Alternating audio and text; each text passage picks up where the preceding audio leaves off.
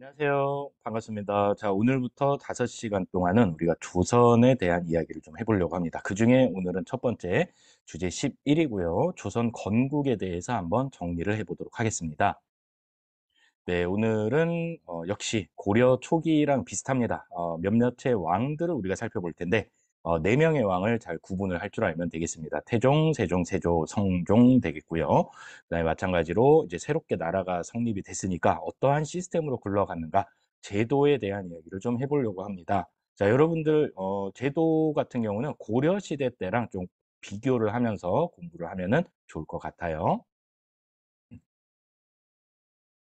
네, 좋습니다. 그러면은 우리가 지난 시간 고려 말 이야기부터 쓱 한번 이어보도록 하겠습니다. 강대했던 원나라가 쇠퇴하고 새롭게 명나라가 중국의 주인이 되는 그런 상황이었습니다. 원나라에 빌붙어서 권력을 유지했었던 구세력이 권문세족이고요. 공민왕의 개혁으로 다시 한번 새롭게 등장을 했던 성리학자들이죠. 신진사대부가 있었다 이런 얘기를 했었고요.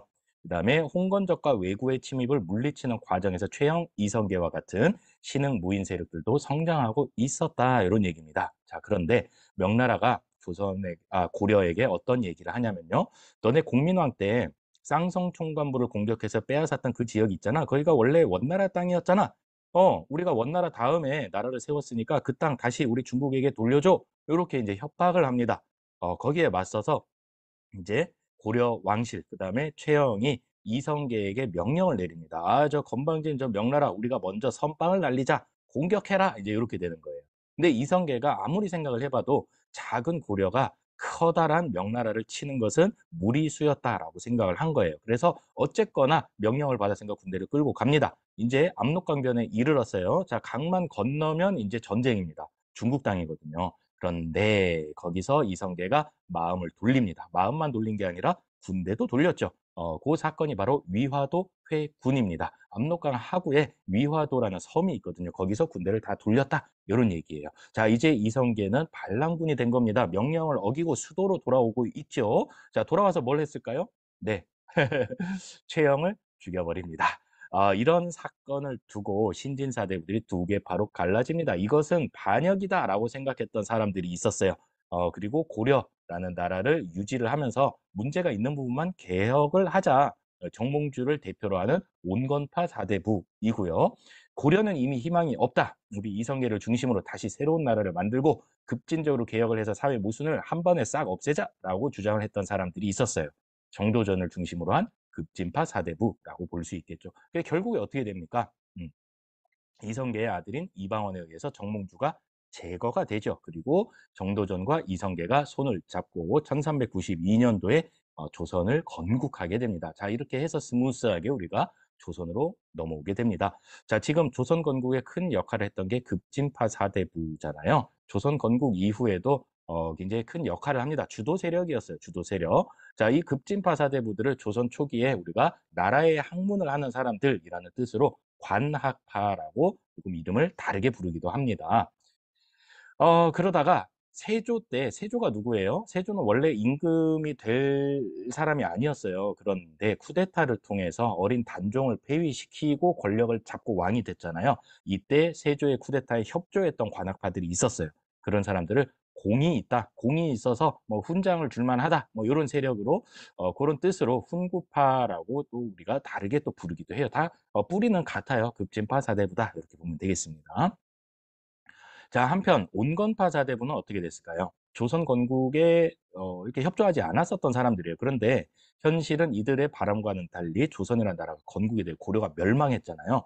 나 조선에 협조 끝까지 안 할 거야. 이러면서 이 사람들 관직을 다 버리고요. 시골로 다 내려갑니다. 고향으로 다 내려가서 할 줄 아는 게 공부밖에 없잖아요. 그래서 공부를 열심히 합니다. 공부를 하다 보니까 제자가 많아져요. 제자가 누굽니까? 다 선비들이잖아요. 공부하는 사람들 우리가 선비라고 부르죠. 선비들이 굉장히 많아집니다. 지방에. 그런 선비들이 숲처럼 많아졌다라는 뜻으로 이들을 살인 또는 살인파라고 우리가 부릅니다. 선비사자의 숲을 림자죠. 숲선비 아니고요. 네, 숲선비 큰일 납니다. 자, 이 살인들은요.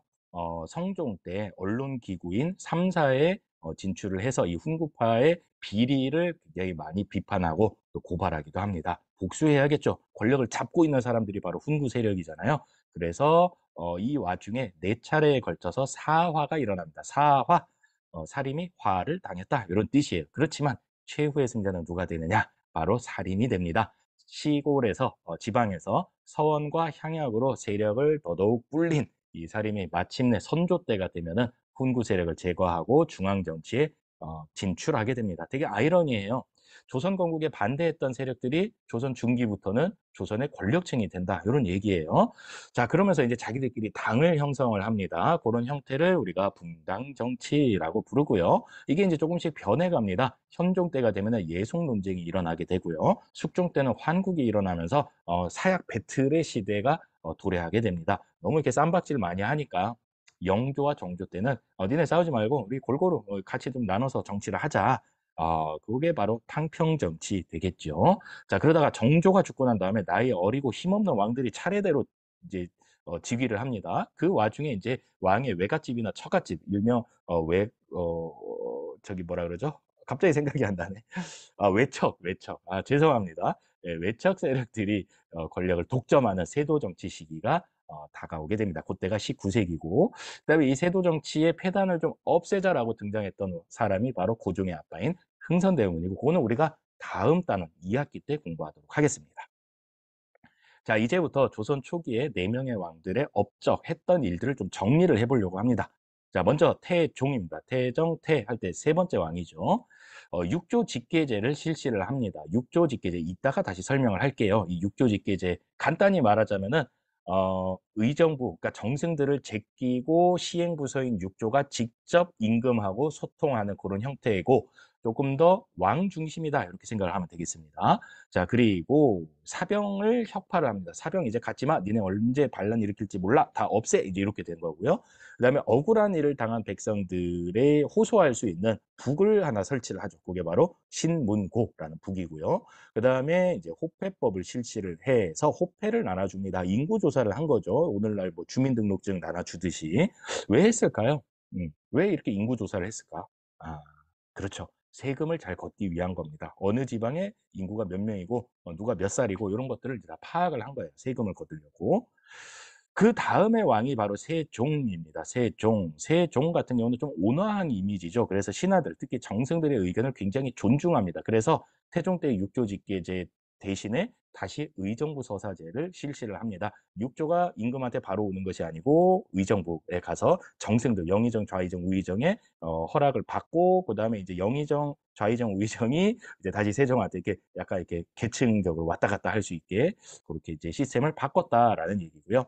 학술 연구 기관으로 집현전을 설치를 합니다. 여기서 이제 많은 학자들과 함께 공부를 했죠. 그래서 굉장히 과학적인 문자, 훈민정, 한글이죠, 한글 창제하기도 했었다. 자, 한편 국방에도 굉장히 힘써요. 영토 확장도 하고요. 그래서 북쪽으로는 쭉 지금의 거의 국경선, 그러니까 백두산 주변에 거기에 이제 사군 육진을 설치를 하고 오늘날과 거의 비슷한 국경선을 확정을 하게 됐던 왕이 세종입니다. 그리고 고려 말에 들끓었던 왜구를 소탕하기 위해서 왜구의 본부였던 대마도 알죠? 대마도? 네, 쓰시마를 토벌하기도 했었다라는 거예요. 세종은 어떤 이미지를 갖고 가면 되냐면요. 너무 이렇게 공부만 잘하는 그런 이미지 플러스 너무 공부만 했다 이런 이미지 갖고 가면은 오류가 생기거든요. 싸움도 잘했다 이렇게 생각을 하면 되겠습니다. 일명 옆집 아들이라고 보면 되겠죠. 공부도 잘하고 싸움도 운동도 잘하고 이런 거죠. 그래서 이제 영토 확장에도 굉장히 큰 공을 세웠던 게 세종이다 이런 얘기입니다. 자, 세조 말도 많고 탈도 많았던 쿠데타로 즉위했던 세조입니다. 세조는 또 태종이랑 좀 성격이 비슷해요. 임금 중심으로 정치를 하게 하죠. 육조직계제를 실시했고요. 그다음에 나라의 기틀을 좀 마련해야겠다. 조선의 헌법이라고 할 수 있는 경국대전 편찬을 시작을 했던 왕입니다. 그럼 완성은 언제 될게요? 네, 성종 때 완성이 됩니다. 경국대전을 완성해서 반포했고요. 성종은 그다음에 집현전을 계승해서 홍문관을 새롭게 둡니다. 학술 연구기관이죠. 그다음에 아까 얘기했다시피 요 사림들 있죠. 사림들을 등용을 합니다. 왜 등용을 하냐면요. 이 훈구 세력을 좀 견제하고자 하는 성종의 속마음도 있었던 겁니다. 그래서 이 당시에 등용됐던 사림들은 주로 언론기구인 3사에 많이 진출했다까지만 여러분들이 오늘은 정리를 합시다. 자, 제도, 중앙지방관리선발제도에 대해서 한번 정리를 해보겠습니다. 자, 기억납니까? 고려시대 때 중앙정치기구 뭐라고 불렀죠? 이성, 육부 이렇게 불렀죠. 조선의 중앙정치기구는 의정부 6조 체제라고 보면 되겠습니다. 여기 있죠? 의정부 6조, 여기는 시행. 원래는 이런 형태예요. 왕이 의정부에 명령을 내립니다. 그러면 여기 정승들, 영의정, 좌의정, 우의정이 이제 합의를 해서 요거 시행합시다. 그러면 6조로 내려보내요. 그러면 이제 6조가 이제 그 2호의 병형 공이잖아요. 우리나라도 지금 여러 가지 정부 부서들이 있죠. 교육부도 있고 또 뭐 국토부도 있고 국방부도 있고 그렇잖아요. 그런 역할을 했던 거예요. 6개 조에서. 자, 해서 이제 시행을 했단 말이죠. 그 시행이 끝나고 나면 어떻게 해요? 임금한테 바로 오는 것이 아니고 의정부에 보고를 합니다. 우리 이렇게 이렇게 시행했습니다. 그리고 이제 정승들이 다시 왕한테 고하는 이제 그런 시스템이에요. 그게 원래 시스템, 의정부 서사제입니다. 그런데 태종, 그다음에 세조 때는 이 의정부를 제껴버려요. 제껴버려요. 신하들의 대빵들이 있는 곳이잖아요. 여기를 제끼고 내가 직접 명령을 내리겠다. 자, 시행하도록 하라. 육조한테 명령을 내립니다. 그럼 육조가 시행을 한 다음에 전하, 저희가 이렇게 시행을 했사옵니다 하고 직접 보고를 하게 된다라는 거예요. 하고 보니까 4시 같네요. 네, 육조에서 일하는 사람들은 4시는 아닌데 죄송합니다. 네, 재미를 위해서. 네, 육조 집계제 하면은 태종, 세조 이렇게 좀 기억을 하고 나머지는 대체로 다 의정부 서사제다. 신권을 왕권과 조화시키려고 했었다. 이런 느낌으로 가져가면 되겠습니다. 자, 고려의 지방제도 기억납니까? 투트랙이었죠. 오도, 양계. 근데 이게 이제 일원화돼 버립니다. 하나로 통일이 된다 이런 거예요. 계가 없어져요. 계가 없어지고 8개 도, 8도 체제가 성립이 된다. 향부곡소라는 그런 특수 행정구역 다 없어집니다. 없어지고요. 네, 모든 군현의 지방관을 파견. 이게 이제 고려와의 차이점이라고 보면 되겠죠. 고려 때는 모든 군현에 지방관을 파견하지 못했죠. 그래서 지방관이 파견되지 않았던 속현이 훨씬 더 많았다. 이런 얘기도 했었습니다. 자, 관리선발 제도로 고려 때 시행된 과거가 더욱더 확대가 됩니다. 그리고 음소는 조금 축소가 되는 그런 모습을 보이는데요. 네, 과거 시험에 큰 변화가 생겨요. 드디어 묵과가 신설됩니다. 이제는 무신들을 뽑는 그런 묵과도 시행을 하게 됐다. 이런 얘기예요. 자, 그다음에 이제 음서가 축소됐다라고 선생님이 얘기를 했었죠. 이거 무시험 전형이잖아요. 높은 관리들, 자제들한테 혜택을 주는 거예요. 혜택, 일명 낙하산이죠. 고려 때는 5품 이상의 관리 자손에게 혜택을 줬다라고 한다면은 조선시대 때는 조금 이게 상향됩니다. 그래서 기준이 상향되는 거니까 3품 이상 관리 자손에게 혜택을 준다. 5품 이상이 많을까요? 3품 이상이 많을까요? 당연히 5품 이상이 더 많았겠죠. 그러니까 혜택을 받는 사람들의 수가 줄었다. 이렇게 비중이 낮아졌다. 이렇게 여러분들이 이미지를 가져가면 되겠습니다. 자, 오늘은 여기까지 조선 건국과 초기 왕들 제도에 대한 이야기를 해봤습니다. 안녕.